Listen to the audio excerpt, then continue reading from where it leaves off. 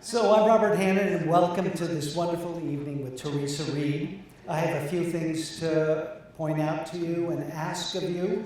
First off, if you have a phone, please silence it or put it on airplane mode.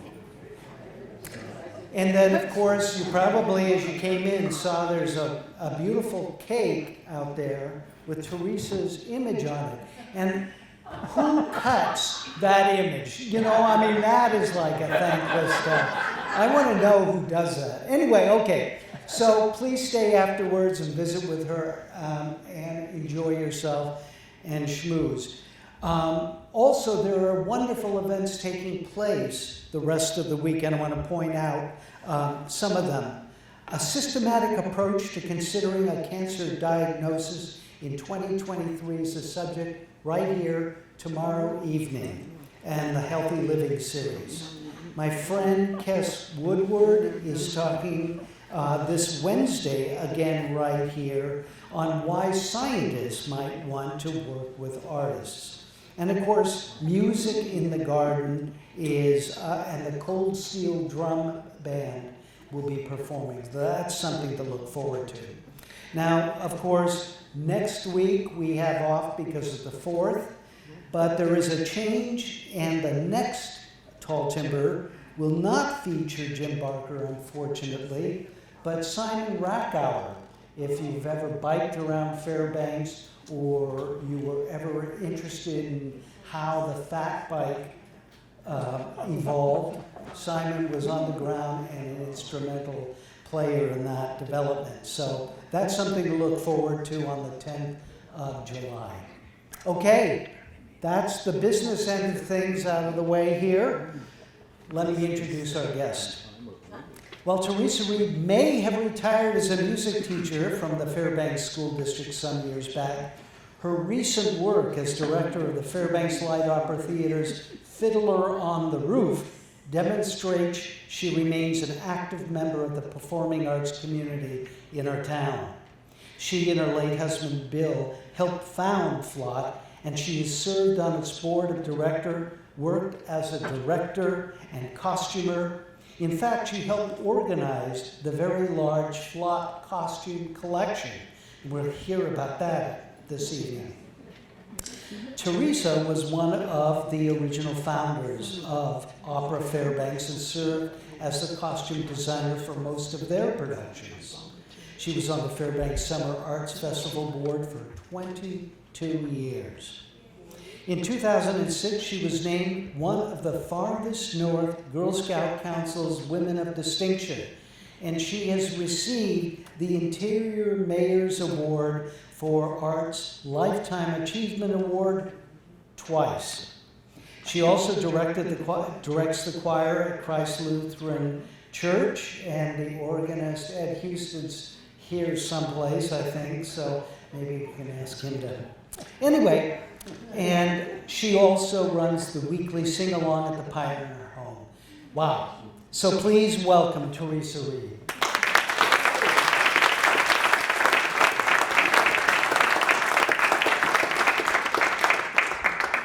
So, born in San Antonio, Texas? Yes. What are some of your earliest memories? Not being born. I mean, that's, we'll let that slide. Fireflies. Really? Yes. Do we have fireflies? No. So when I was, 4 or 5, we had a farm, and that was fun times. And unfortunately, we did, kill them and put it on our fingers. I realized looking back, I thought, how could I have been so bad? But anyway, there were fireflies everywhere, and they were so wonderful. And the summer nights in San Antonio were pretty hot, but the fireflies made it good. Magical, huh? Yeah, Well, very nice. Considering your lifelong involvement in music, where did that passion come from, Theresa? Was your family music? I don't think that we didn't have a phonograph until I was in high school.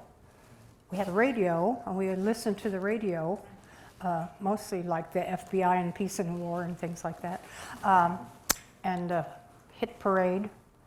And I sang in the church choir when I was, a teenager. But actually, my family wasn't terribly musical. Mm-hmm. My older sister sang, and I don't think I ever heard Daddy sing anything. So, no, I don't know. So do you have just one sister? How many siblings? I had 2 sisters and a brother. My brother is still living. He lives down in Arizona. He doesn't sing either. But I don't know. I sang, so.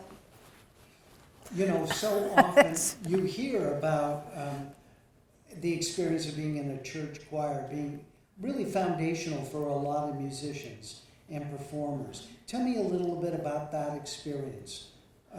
Well, I don't actually, I'm really not one of these people who remembers way back when. I don't remember being in the choir. Mm-hmm. I remember seeing a picture of me in a choir robe when I was 11, but I don't remember it. But all of my life, it seems like, from the time I was like 16, I have not had a Wednesday night free. because I've either been in the choir or been directing a choir, and I don't really know how that came about. But I joined the choir at church, and then you're just in it, and you can't escape. So they've got you. They've got you. They've got you. You can't get up. Hearing you talk, I'm going to share something. My mother was from a small town, and she talked about when Nelson Eddy and Naughty Marietta showed at the picture show, something clicked, and she just loved musicals. Oh. Was there anything like that for you growing up? Was there a school production, anything theatrical or dramatic that happened to you, Theresa? Can I make something up? No. That is totally a lie. No, I just was, I was just a kid that played. I mean, we just played outside and did things, and I didn't take music lessons, and there wasn't a band at school, and we weren't super poor, but we were, lower middle class, and so we didn't go on band trips or anything. So, I sang in the choir in high school, but it was just, I don't know, it was pretty ordinary life. Now, when you went on, you went to, you got your BA from Trinity University. Right. And did your family have expectations that you would go to college? How did that fit in? So, I can't remember a time when I didn't imagine that I would go to college, but there was no pressure or and neither of my brother went to college, and he's a forester. Neither of my sisters went to college, and my mother didn't actually finish high school, and my father didn't finish high school. But it wasn't, college. It was just, Trinity is a Presbyterian school. It's not actually under the Presbyterian Church anymore. I think they've gone in some other direction. But it was in San Antonio, and it was a really good school. It was about 2,000 people, just the right size, and it wasn't expensive. And and I lived at home, and that was just where I would go. I did take voice lessons there because when I finally went to college, I said, okay, I'll be a singer. Whatever that means, And then I took voice lessons, and I made a C. So I thought, I've done a lot of Bible school. I'll be a teacher. So, and I actually liked teaching, but that was the next thing, because I wasn't going to make it as a singer, whatever. I mean, that's such a crazy thing to say, well, I'm going to be a singer. Well, you're either a singer or you're not a singer. But if you want to make a living at it, that's a whole different ball of wax. So. And was there a genre of music that when you said be a singer, it wasn't like rock and roll, or it wasn't? No. It was just, I don't know. I don't have any idea what I thought. I mean, it was. At that age, so few of us do. This presupposes a whole lot more gray matter, I think, than I got up there. Again, make it up. Right? Make it up, yes. Yeah. Oh, God, it's just. Okay. Were there any teachers that stood out for you when you went to decided to go into education? I mean, my choir director, Mrs. Collins, in high school, Brackenridge High School. By the way, Mary Husted went to the same high school that I went to. We didn't know each other, but we went to the same high school. She was a wonderful choir director, and the choir was full of choir nerds. We were not who wants to be in choir, but it was a really wonderful choir, and she was a good director. But I don't know. Do you guys think about how you got to where you are? That's really hard, because so many things happen, and you don't know what impinges on what to turn you in some other direction. And so I don't know. I don't know how I ended up. That's so funny. Where I ended up. Because most of the people I talk to, really, who do remarkable things, just said, I happened to be there, this opportunity arose, and I went with it. Absolutely. Yeah. And so that was it. Yeah. Because, see, my husband was one of these people who could do everything, and it was a good thing I found him. It was a good thing. We'll get to that. We'll get to that, yeah. Let's talk a little bit after you graduate, and you teach in Arkansas and Texas? Well, I taught 1 year in San Antonio, and then my mother had 6 husbands, but not all at the same time. But she was always moving around. My dad died when I was in college. But anyhow, so she moved to Arkansas, and she said, oh, you've got to come out and live in Arkansas with me. So I moved to Arkansas, and I taught 1 year in San Antonio, and then I moved to Arkansas, and I taught 2 years there. Both years, I had 45 kids in one room, and that was when they were not buying any supplies. So if I wanted chalk, or if I wanted a stapler, there was one in the office. Serious. So had to buy all my own supplies. And my first year that I taught in Arkansas, I made $2,800 a year. I don't know that they've progressed. Just rocketed you up into another tax bracket. Yeah. So anyway. Yeah. So when you say all these kids, 45 kids, were they across many grades, or was there? Both years I had a 7th grade class, and they couldn't have been more different. The first 7th grade class was just a class of kids, but there was one boy who had failed a lot of times. He was 16, and there were 2 special ed kids, but they didn't have special ed classes then, and they were there. And we were in a basement, and it had 4 poles in it, so that I could not see all of the class at once. And the principal, his idea of management was, I had 45 desks, and some of them had light tops. All of the light tops needed to be in the first row, even if the kids didn't. So I remember many afternoons moving all the chairs around so that the desks were in the right place in case he came in and looked to see, and then the next morning we could move them back to where they needed to be. But yeah, school in Arkansas was kind of weird. And the second year that I taught 7th grade, I had the cream of the crop of the 7th graders. Wow. They were the smartest kids from the whole group, and they were lovely.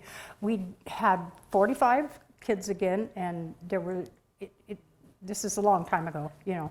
So there weren't big tables and things in the desk. So if we wanted to work, we had to work in the hallway, like if we wanted to draw or paint or anything. But we weren't allowed to work in the hallway.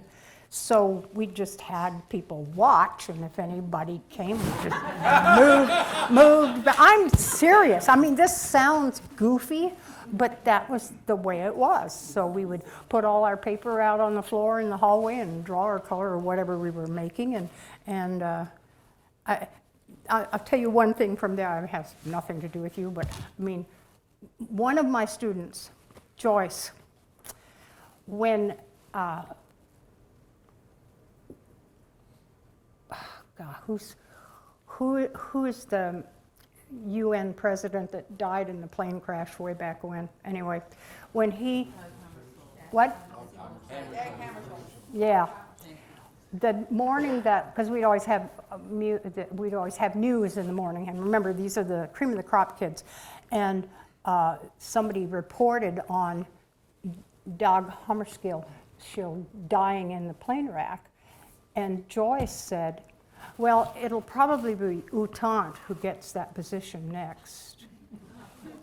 Wow. I mean, I didn't even know who he was.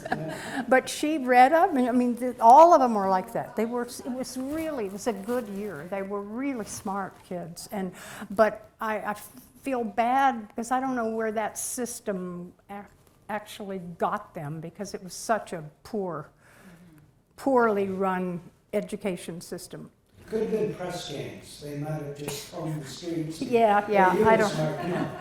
Well, Yeah. 7th grade is a kind of a challenging time of life. You know, it's middle school or junior high in some places, and that can be a very challenging time for young people. Did you enjoy that age group? Did you have a preferred age group to teach?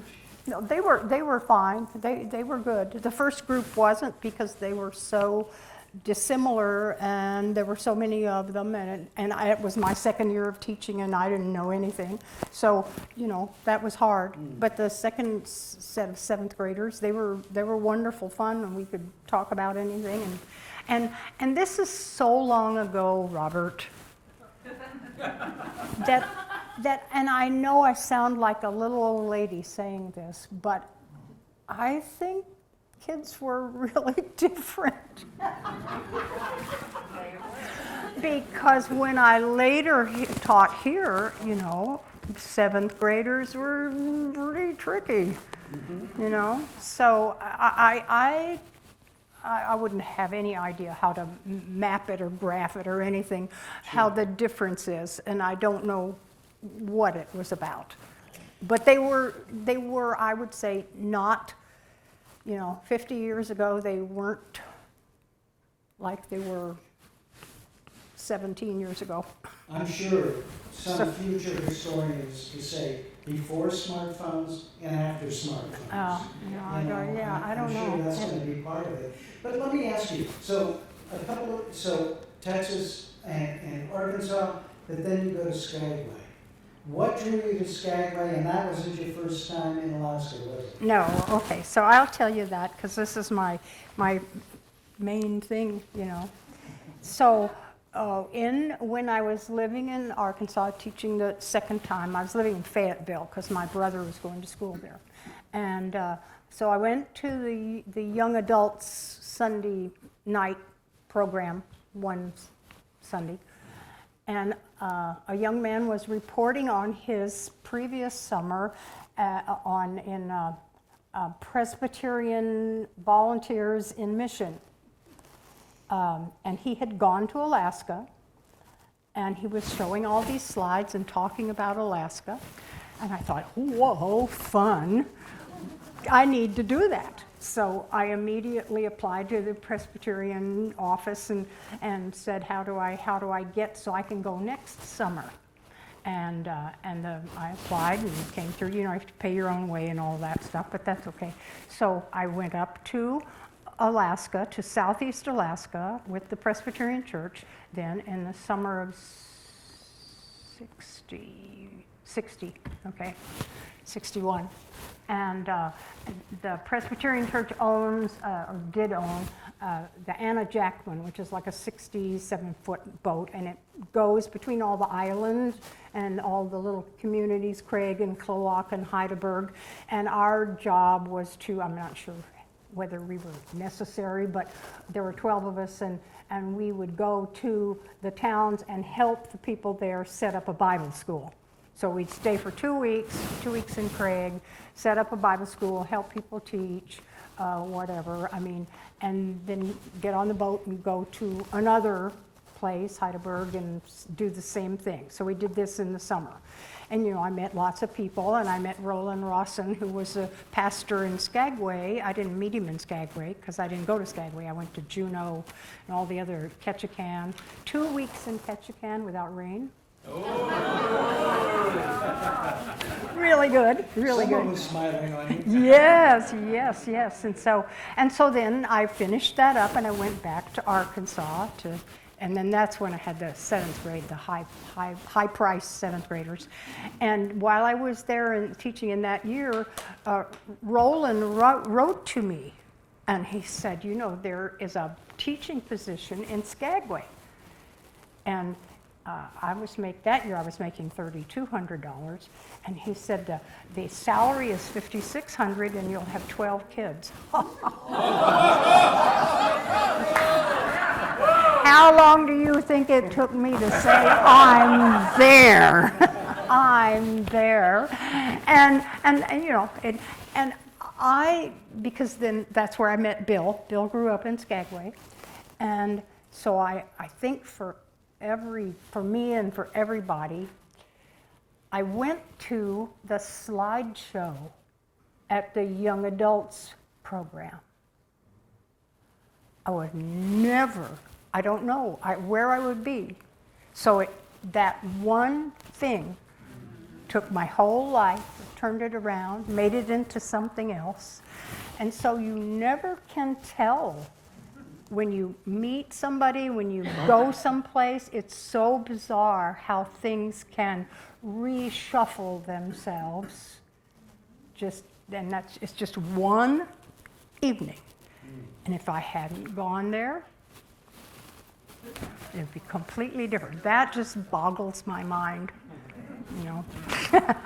Well, so touching anyway, on Bill, yeah. I mean, you guys are, I always thought of you as a team. So tell me how you first met him and when you knew things were getting serious. Well, my friend Pauline arranged a date for Bill. He actually was running his father's bar.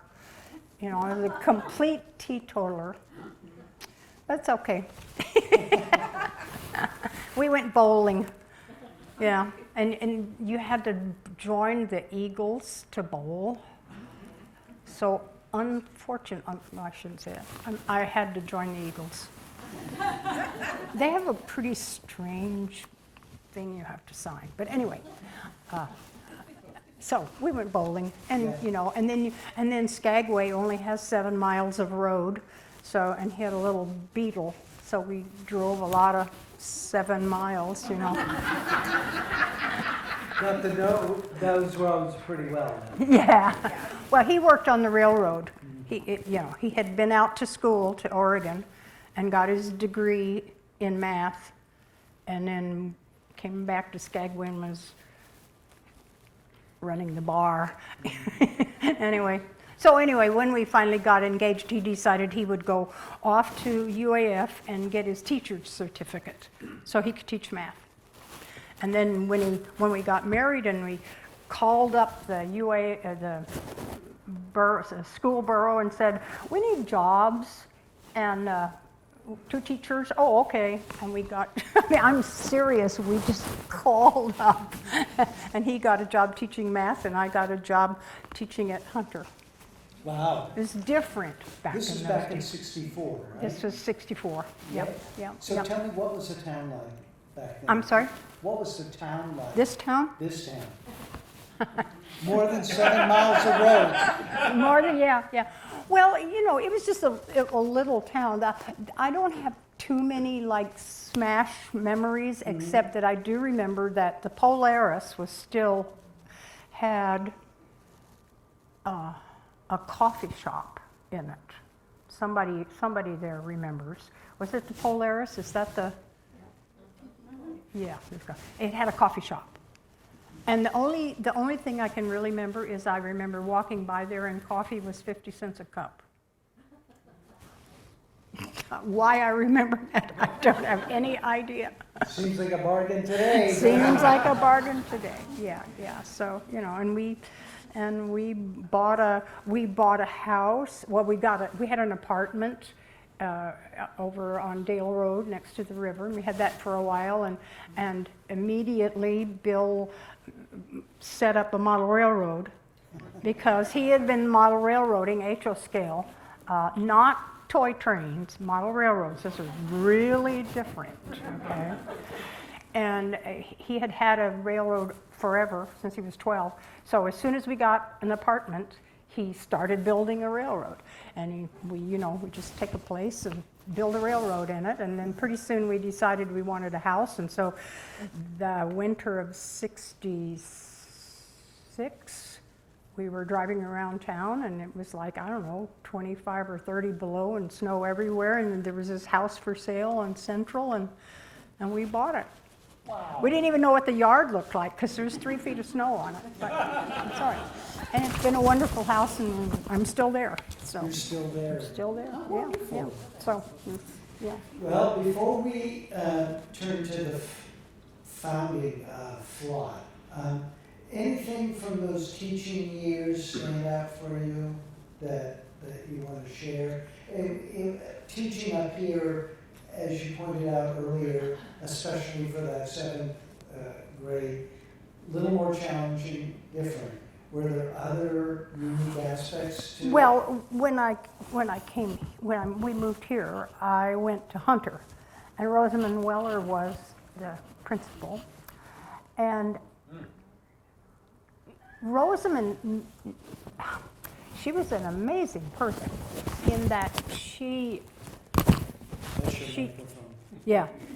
knew every kid in school. I don't mean just go, oh, he looks like he might be a 4th grader. I mean, she knew them. And it was wonderful to see how she was a really good principal. She knew the teachers, she knew the kids, and even though Hunter had a lot of hard family backgrounds, you know, kids not having anybody to wake them up in the morning and get breakfast for them, but Rosamond knew how to handle it. So that was a lovely situation. She was excellent, and I'm glad they named a school after her because she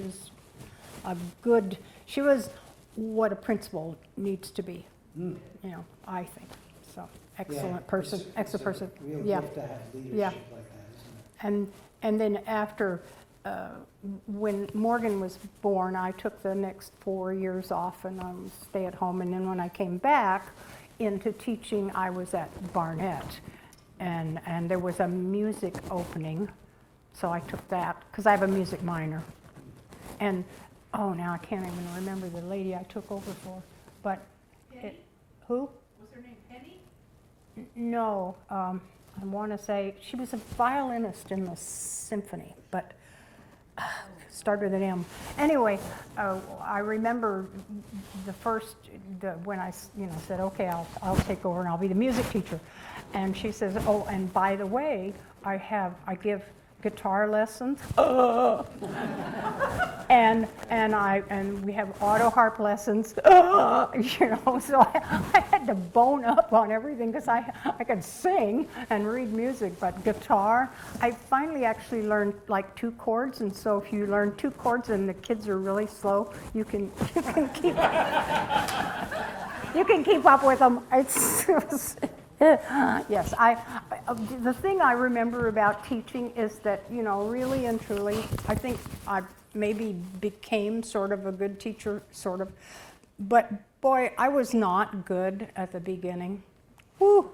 There is so much you don't know how to do, and so, and that's one of the things that, you know, people, I know you do it for money, but when you let all your teachers go who have taught for 30 years or 25 years, there's all your knowledge about how to teach. And I understand that first-year teachers are enthusiastic and they have a lot of energy, but they don't know what those teachers who've worked a long time know. And I'm sorry that we try to get rid of them to clear the budget because they make too much money, but you know, if you've taught a long time. But anyway, so yeah, so I learned about teaching that, boy, there's a lot to learn. Oh, There's a lot to learn. it's such an important Yeah, it's a lot to learn. Okay, flot. Clear the deck. Clear the All right. no. So tell me, you're on the ground floor. How did flot come about? All right. So first of all, I have to say that, you know, for you, I hope a lot of you remember Charlie Davis. Okay. And Bev, his wife. So Charlie was at the university, and so when Bill and I got here, I joined the community chorus, and Charlie was directing that. And Bev was the accompanist at that time too, I think, part of it. Anyway, Charlie was interesting. He was interesting because he could get anybody to like singing or being in something. He just knew how to make you feel like this would be a good thing to do. And Bev was the best sight reader I've ever met, vocally and piano too. But anyway, so Charlie was doing community chorus, and Bill played trumpet in high school and always listened when he was a teenager and a young man. He listened to opera. And he was a very good tonal musician, being able to hear what was good and hear what was missing. And he didn't sing necessarily, but I mean, he sang, you know. So we went to community chorus together. And along the way, in 1969, Brian Matthews was there and a whole bunch of other people, Vera Alexander. And so Brian was from England, and I don't remember exactly now how, but one evening after chorus, we were all sitting around talking, and Brian said, you know, we ought to do a show. We ought to do a Gilbert and Sullivan show. It was just, you know, like the movies. That's exactly what he said. We ought to do a Gilbert and Sullivan show. So, and we all listened to Gilbert and Sullivan. And so he said, I know the people down in Tucson, and we can borrow the costumes from them. So everybody who wanted to do it put $25 in. We borrowed the costumes from Tucson, and Charlie was the director. You mean they were shipped up? They shipped up the costumes. Wow. Yeah, they shipped up the costumes because Brian knew them. And, you know, it was, so Henry Cole was there, and Sherry Abrams, and as I say, Vera and Bev, and they got together and had the requisite meetings so that there could be a flot. You know, I wasn't on the first board, but I was in the room when they were talking about it, but I didn't come on the board. And then we got Alaska Land, Pioneer Park, and put on HMS Pinafore. Karen Parr was Buttercup in the first, and John Turner was, where the main guy, you know John Turner, he was, who's in Pinafore? It's not the captain, I don't know. Jim Fritz was the captain, he was a geologist. So all of these, random people got together, big chorus, and we put on Pinafore at Alaskaland. I'm sure that it was not nearly as good as we think it was, but it was a really lot of fun. And then like Topsy, it grew. Every year you put on 2 different productions, and we went through all the big Gilbert and Sullivan's Mikado and Gondoliers and all of those, and then. Since they weren't writing anymore, we threw in operettas like Die Fledermaus, which they do at the Met, and Flott did Die Fledermaus as its second show. I mean, how crazy is that? Dan Hawkins was Falca, okay, and my husband was whatever his name is, the main guy. Anyway,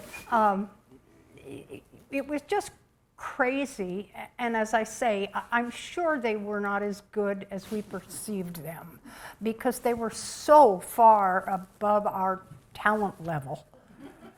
But we did, and we had, Charlie got great musicians out of the orchestra, so we had. So he was music director? Charlie was the music director, okay. And Mailis Keskala was the stage director for the first, 7 or 8 years, okay?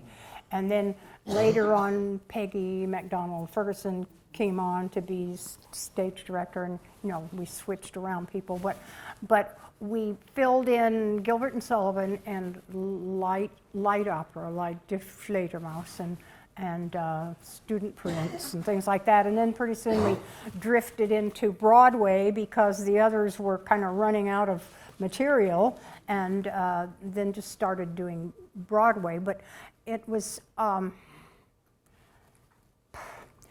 really a good time together, and I think it had what I think good theater has to have. People who don't necessarily have any access to grind or anything. They just want to have a good time. They want to have fun. They want to be friendly with people, and they want to put on a good show. And the town didn't have, they had FDA was there already, but there wasn't a musical group putting on musicals, so we had pretty good audiences, and I don't know, I think it was just a really cool thing. And it's been going a long time. I have to say about the flat box, I don't know, some of you may have heard me say the flat box. That's the warehouse where we have all the costumes. So this is like 50-some years, and we have all the costumes that we've used, throw some of them away, make new ones. But when we got through with HMS Pinafore #1, the first one, we sent all the costumes back to Tucson after we had borrowed them, and we had to make one dress for one of the chorus members because we couldn't fit her. And this one dress got put in a box, and it said Flott on it, and Jim Fritz put it up on the shelf in his garage. And that was the Flott box. And then every time we'd do a show, of course, we'd end up with more boxes of costumes because we weren't renting them anymore. We were now making them ourselves, and they went into boxes, and they went into Jim Fritz's garage, and pretty soon his wife said, "No, we can't do this." So we took all the Flott boxes, and Alaskaland let us have a closet, and they were in there for a while. And then after that, they were in the Geodesic Dome in Joe Scott's backyard. And then they were in a Quonset hut on earth movers. Costuming in November in an unlit, unheated Quonset hut, not fun. Not fun at all, but it was free. And then we finally had enough money to rent a warehouse, and we rented a warehouse out on Cushman. But all of that was people who were willing to just say, sure, I can do that, I can do that, I can do that, you know. Yeah, I'll help you sew. Right now, you know, Barbara's sewing here. I can't, you know, I don't know. Yeah. I haven't written any books or anything, so people can do anything. And sometimes people don't because they don't think they have whatever it takes. But I actually think you all have whatever it takes. You just need to put your foot out and do it. That was one of the things about my husband Bill, was that he'd say, well, why don't we go bicycling through England? What? So he got a bunch of bike magazines and was reading them, and then he made himself a bike. He bought the Proteus kit with all the tubes and everything and did all the geometry and produced a bicycle. And so then we went biking through England. It's just because you can. And he was always doing his railroad, and he was always doing his model airplanes and raising bees, and then he became an opera singer because you can. And that was the thing. You can do anything. You just have to decide, I would like to spend my time on this. And that's the trick. It costs time. Well, and it strikes me, before we pursue that point that you're making, I do want to talk about costuming. Because, you know, musicals, music theater, operas are the most expensive productions to mount, because obviously you have musicians, and costuming is such a huge part of that spectacle quality of it. But it also has to be a unified production, so you're part of a creative team if you're a costumer or you're lighting or music director. So it isn't just individual know-how or initiative. You've got to work together and learn how that works. And sometimes with creative people, that's easier said than done. Yeah.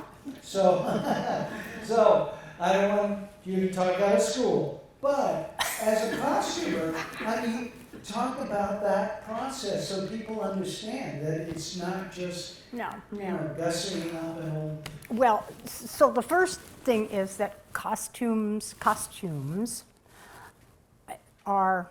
they're so cool because it's completely enmeshed with history. So you can take costume and the silhouette's the main thing, you know, what is the shape of the, and we're talking about the Western world here right now because that's where all our arts are based. And by looking at the clothing that people are wearing, you can say a lot about how their society is working, who's up, who's down, whether there's just been a war or it's muddle, whatever. I mean, if you look today, nobody's dressed up. We've given up formal clothes, except for King Charles, you know. He's got his. But so seriously, so the costuming part of a show is really, to me, super fascinating because it's tied in with whatever's happening in the history of that play. This is one of the reasons that I hate plays that are translated into modern day mufti. And they just, you know, everybody wears sweatpants and black shirts. What does that tell you about 1922? You know, it doesn't say anything.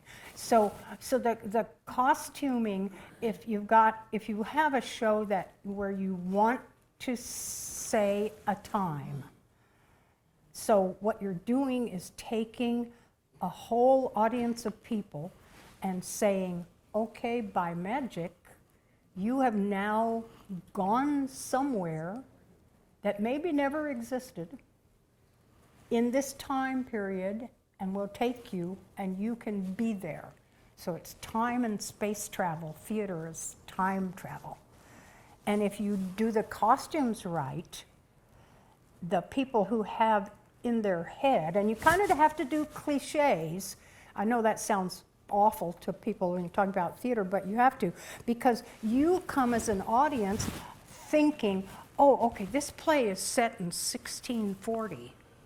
Okay, somewhere you have in your head an idea of what those people probably dressed in.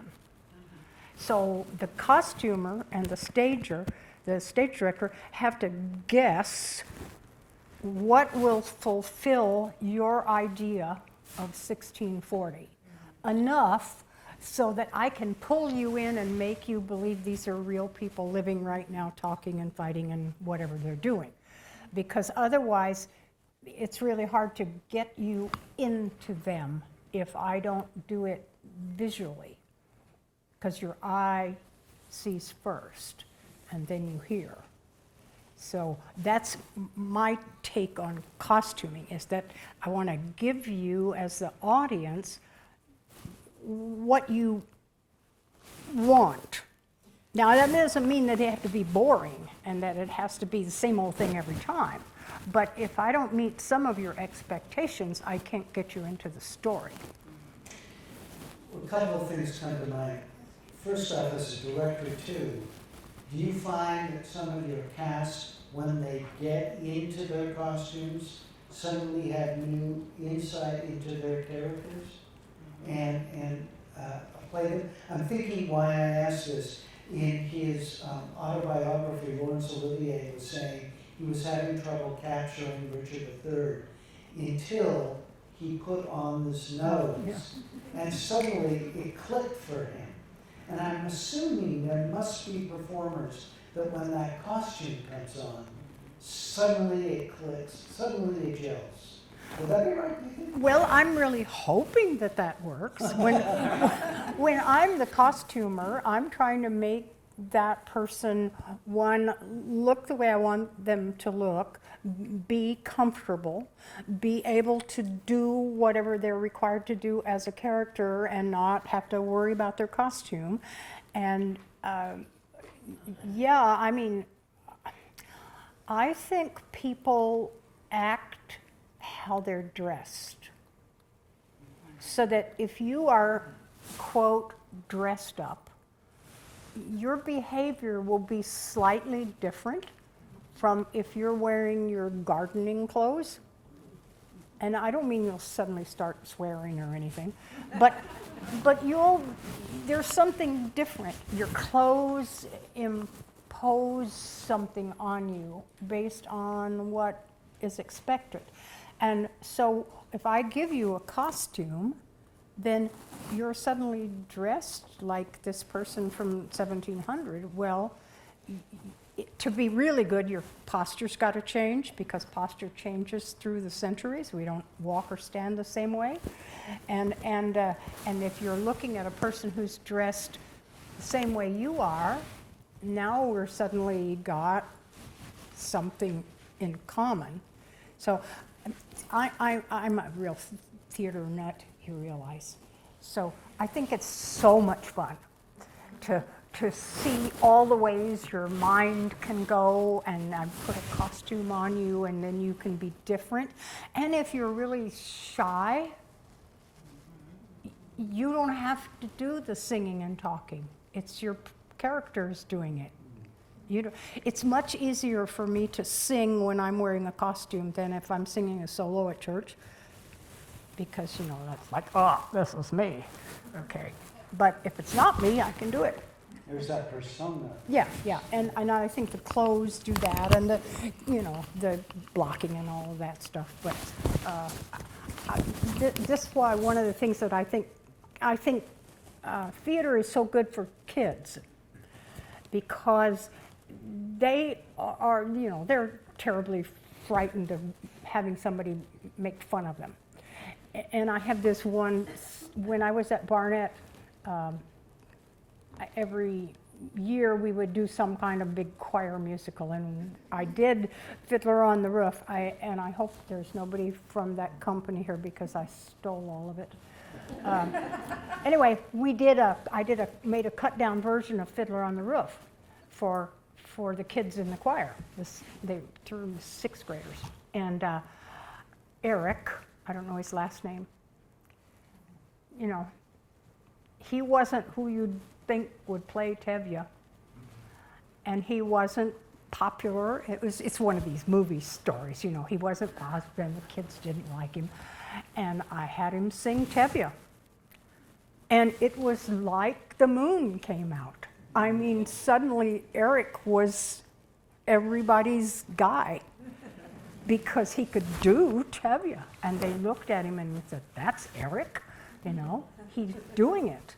And he coming out of himself and doing it and being wonderful. So theater gives you a chance to do something you didn't think you could do. And yes, you can make an absolute fool of yourself, or you can be way better than that.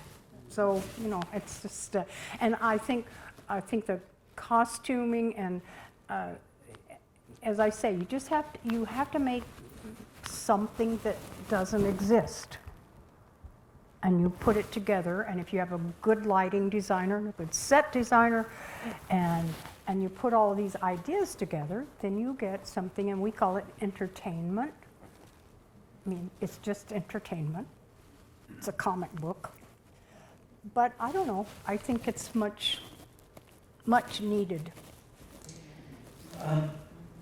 Well, let's turn to music here for a moment, because when you say that, you know, the quality about musical theater is that there is something powerful that takes place when music is added, you know, in the right production, and if it's done well. Music conveys elements that straight speech doesn't quite. I mean, maybe could, but does that strike you as true? Oh, yeah. I mean, well, for one thing, you have, if it's good music, and whatever good music is, that's, you know, long debate. Okay. But just the fact that you have a different kind of sound. Singing is not the same as talking. So it's a different kind of sound.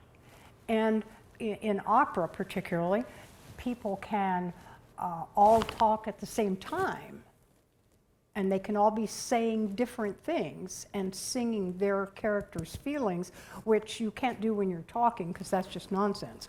But if you're singing it, because it's designed to fit into a pattern in the music, yeah. And my feeling is if it's a good singer. See, I don't like belting, and I don't like rap and rock, I'm sorry, but I just don't like people making ugly noises out of their mouth. So if it's beautiful singing, then it can just take you away, you know. And if you have all good voices in a piece, I think that people just like to listen to that.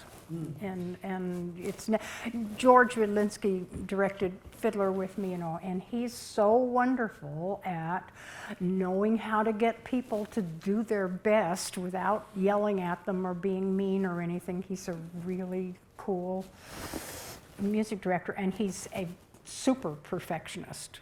I mean, he's picky, but that's what makes it sound good. Yeah. And he makes you sing well. Yeah. But I guess what I want to know as a director, here we talk about all these converging, you know, like those Venn diagrams and the overlap at a central point. When you're casting, are you casting for a voice and want to develop the chops in acting? Or how does that work for you as a director, Theresa, because you're so musically based, but you have done so many dramatic works? Well, you And You can you just do it in about 10 seconds? Elaborate? I'm sorry I talk too much. No, but, I'm but kidding yeah, you. yeah. So when you look at the cast and you have in your head, at least I do, what do I want to present to people? And if it's a musical, then my feeling is you don't cast anybody who can't sing. Because that's like, ice skating if you can't ice skate. So they have to be able to sing. And then they got to be able to act. And fortunately in this town, we have so many good singers and actors. And if they're not quite up to speed on one of those, we can fix it as we go a little bit. You don't always get it fixed completely. But I feel like for a musical, it's just like for the symphony. Edward's not going to put somebody in who can't play the violin. So if it's a musical, you've got to sing. And then when you've got 2 or 3 people in the same possible role, you have to say, does this person strike you as this character? You don't want to put somebody up there where the audience has to fight to get to believe that that's who they are. I think we were so lucky in Fiddler. We had so many cool people who auditioned and they were just, and we go, oh yes, that's a good, and sometimes you have to scour the woods to find the right people, but you keep doing it because that's what makes it. I mean, it's just, yeah. Well, so here's something that you were talking about. You played a role with Fairbanks Arts Festival, and as a teacher, are you always keeping your eye out for promising talent and trying to bring them in? And then with the Arts Festival, are you always keeping that someone's new in town? Ooh, they might be good for, we have, this production coming up. Is there a part of you that's always looking at Oh, if I were better at it, there probably would be, but most of the time I completely forget. Right now in festival, Fairbanks Summer Arts Festival that Joe started. So Bill and I started going to that the second year. First year was it was jazz, and then when he was into jazz, but I don't know anything about jazz. And we got into that and because there was an opera program. And this is, if you haven't done festival, you should do it, okay? It's slightly different from the way it started 50, 40 years ago, anyway. But the amazing people that Joe got to come up here, and be with the hoi polloi who signed up a festival, then people who work at the Met and people. Bill sang on one concert at festival with Cab Calloway. I mean, he didn't sing with Cab Calloway, but they were backstage together, So, I mean, how cool is that? So, the people who came up with festival were so good for this town because, and somehow or other, the festival, its aura was that nobody that came in, the famous people, they were not jerks. They were just really cool people. And it didn't matter that you were not in their league, you were for festival. You were in the same league and you were treated exactly the same way. And that's one nice thing about about Fairbanks, is that we can all be in the same league, Yeah, we can move back and 40 below forth. is a great level. 40 below is a great leveler, yeah. And so right now for festival, mostly what I'm doing is costuming, the opera program, and we still need some people in the opera program, okay? So, well, you know, you have 2 weeks to learn a bunch of songs, and then there's a stage director, and they stage them, and then I, with Rose Meyer, my buddy, I pull all the stuff we can find out of the flat box and put clothes on them, and in 2 weeks you have a show, which is a massive amount of work for people. And when we first started, the opera people, there were about 6 teachers and accompanists, they would meet on Sunday night after everybody had auditioned on Saturday and Sunday. And they would go, okay, let's do these scenes, put everybody in a scene, hand them the music, and 2 weeks later you perform it. And the festival is such a good push for people. And then out of that, Bill was going, and then his teacher, Louise McClellan, was one of the people who came, and she said, you ought to go out to Maryland and take the opera program, which he did. But because of festival, so it's a good, and now it's a little more spread out because we don't have the campus as our center place. But I mean, heck, you can take cooking and glass blowing and all kinds of things. Fairbanks Summer Arts Festival.org, yeah. Okay.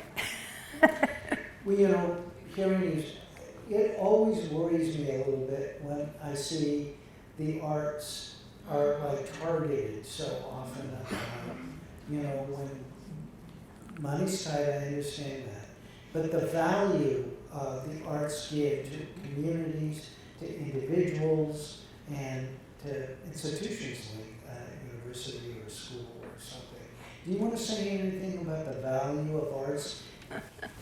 Well, see, if I were somebody like Karen Parr, who invents things like Raven Landing. Just make it up, really. Yeah, so if I could come up with an invention, I mean an idea, a big idea, I think that if towns, and I know, I mean, it's outrageously, stupidly expensive, okay, and it would have to be paid with tax. But when you have if you had an after-school program, it was not compulsory, but it was a place where kids who didn't have anything to do after school, now it's different because everybody has a phone and a computer, but you know, because acting is not just about acting and singing and walking funny, it's about, you know, electricity and building and painting. So there's practically no art that is not involved in theater. And if you're a kid and want something to do and find what kind of skills you have, you could go to this place. It could employ a number of professional theater people. In our town, professional theater people are dead. They can't be employed here. There's no job for them.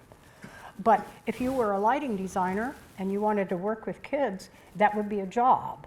So, and then children could come and they could either put on shows or not put on shows. They could just learn skills.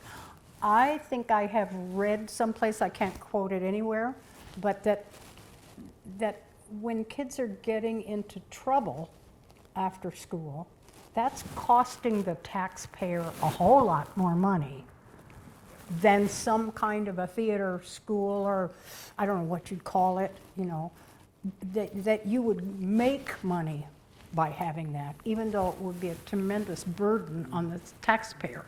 But it would make sense to find places where people can stretch the talents or discover the talents that they have. But it would have to be something the city would want to do. And that's lots of money. But I think that would be so beneficial down the road for everybody involved. Two last questions. Speaking of kids, I mentioned that Simon Rackauer on July 10th. Yeah. And when I was talking to him, oh, you're going to talk to Theresa Reed. Boy,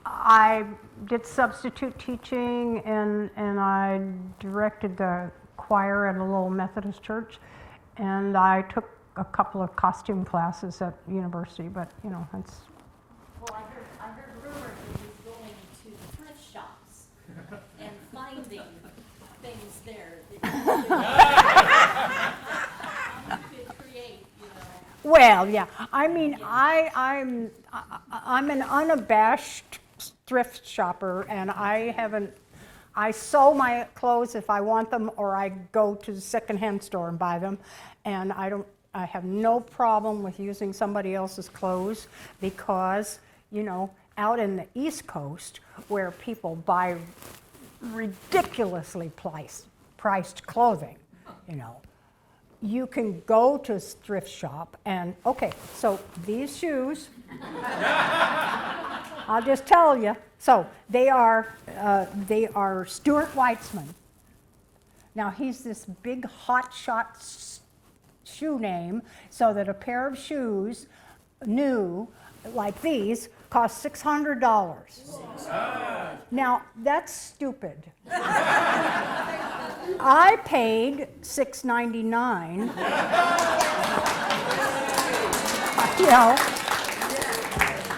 So, yeah. The thrift stores are out there they're crazy. Actually, we bought Bill. He called it his mafia coat.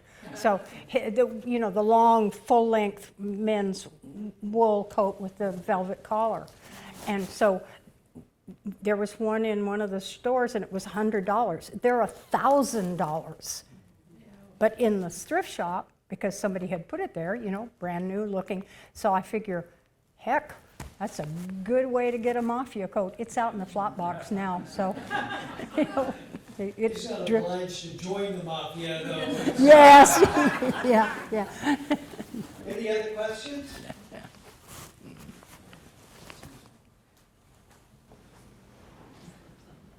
Theresa, this is a question, but also a comment to help illustrate your skill as a costumer. Do you remember the Sunday a few years ago? I showed up at Christ Lutheran Church. You were the choir director, so you were there that day. And the pastor said to me, Ed, it's Reformation Sunday. You speak a little German, so when I bring the children forward, would you come and say, hi, I'm Martin Luther, we're going to do the Lord's Prayer in German today. She was standing there and she said, give me 20 minutes and I'll make you look like Martin Luther.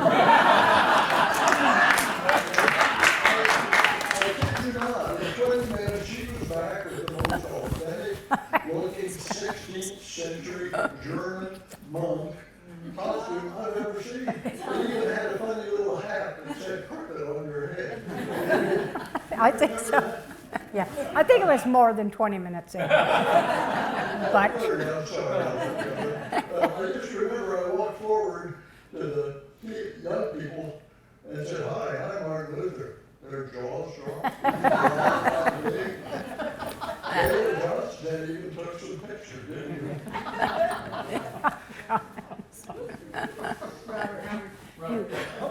You met the audience's expectation. I just want to second that. Hello, Gianna. Comment. Hi, Theresa.